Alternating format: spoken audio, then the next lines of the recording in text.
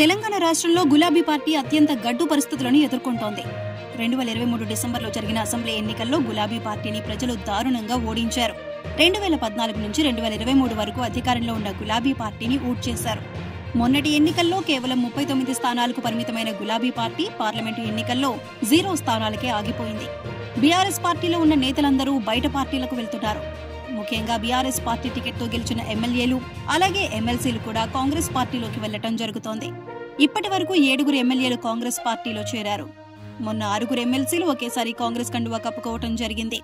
ఇంకా బడా లీడర్లు గులాబీ పార్టీని వీడి కాంగ్రెస్ లేదా బీజేపీ పార్టీలో చేరే ఛాన్స్ ఉంది.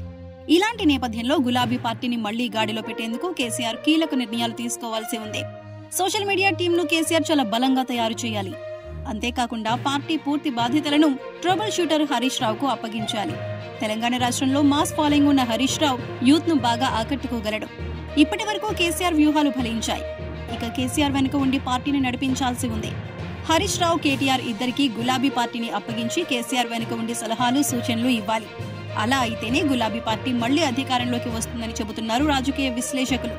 మరి ఆ దిశగా కేసీఆర్ అడుగులు వేస్తారా లేదా అనేది చూడాలి.